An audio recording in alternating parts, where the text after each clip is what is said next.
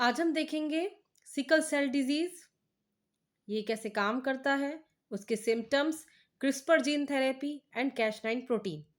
आइए पहले देखते हैं सिकल सेल डिजीज क्या है। सिकल सेल डिजीज एक ऐसा रोग है जिसमें जेनेटिक ब्लड डिसऑर्डर होता है और हमारे आरबीसी यानी कि लाल रक्त कणिकाओं को प्रभावित करता है। कैसे काम करता है? नॉर्मली हम देखते हैं जो हमारी आरबीसी है वो राउंड शेप में होती है और लचीली होती है और ब्लड वेसल्स से आसानी से गुजरती है और ऑक्सीजन को ले जाती है। जैसे आप इस वीडियो में देख सकते हैं कि आरबीसी जो है राउंड शेप की है और इजीली ब्लड वेसल से गुजर रही है। देख रहे हैं आप इसमें। वही सिकल सेल में क्या होता है? सिकल सेल वाले लोगों में क्या होता है, जेनेटिक म्यूटेशन हो जाता है जिस कारण हीमोग्लोबिन खराब हो जाता है। जेनेटिक म्यूटेशन यानी कि अनुवांशिक उत्परिवर्तन जो या तो एनवायरमेंटल फैक्टर या केमिकल या रेडिएशन या अल्ट्रावायलेट या वायरस के कारण जो है कोशिका विभाजन यानी सेल डिवीजन के दौरान हो जाता है। तो इसमें क्या होता है, आरबीसी जो है सिकल यानी कि अर्धचंद्राकार या हसिया का आकार ले लेती है, जैसे इसमें आप देख सकते हैं, और आरबीसी कठोर हो जाती है और आपस में चिपकने लगती है। जब ये रक्त कणिकाएं आपस में चिपकने लगती हैं तो ऑक्सीजन पहुंचने में कठिनाई होती है जिससे तीव्र दर्द होता है, जिसे सिकल सेल क्राइसिस भी कहा जाता है। अब देखते हैं इसके सिम्टम्स के बारे में। नेक्स्ट क्या है, सिम्टम्स। सिम्टम्स की बात अगर हम करें तो इसमें chronic anaemia and fatigue frequent and severe pain episodes होते हैं।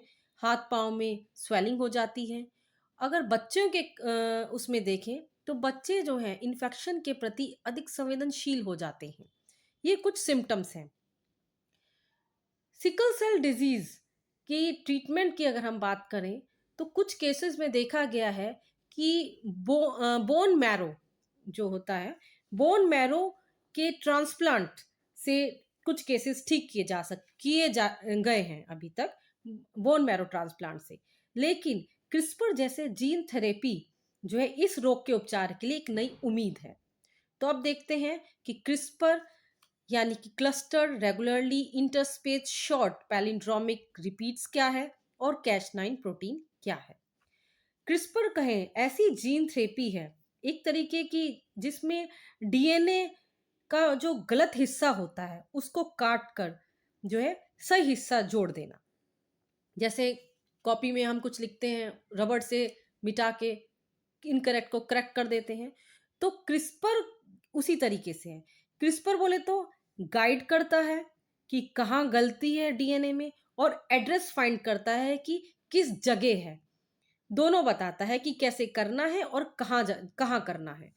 तो एक ऐसा सिस्टम है क्रिस्पर जो बताता है कि डीएनए में कौन सी जगह पर गलती है और कहाँ कट लगाना है, जहां नए कट लगा के जहां नया डीएनए बन सके। यानी एक गूगल मैप की तरह काम करता है कि वो एड्रेस बता देता है। जब क्रिस्पर एड्रेस बता देता है तो अब काम आता है कैश9 प्रोटीन का। कैश9 प्रोटीन क्या है? इसको हम कटर भी बोल सकते हैं, सीजर, कैंची बोल सकते हैं।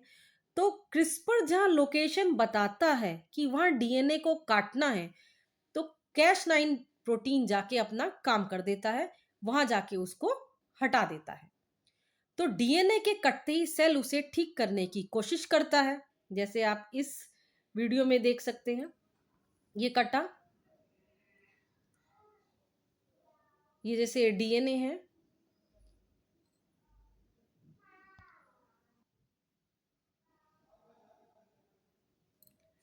तो जिस प्रक्रिया में ये पूरा डीएनए बनता है उसको कहते हैं एचडीआर। क्या कहेंगे? एचडीआर।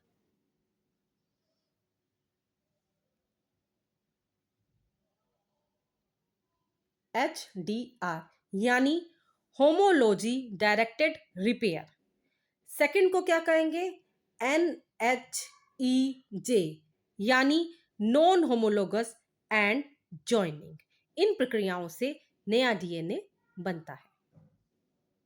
क्रिस्पर जीन थेरेपी को आदिवासी के भगवान बिरसा मुंडा जो कि एक स्वतंत्रता सेनानी थे, उनसी के नाम पर क्रिस्पर जीन थेरेपी को बिरसा 101 का नाम दिया गया है।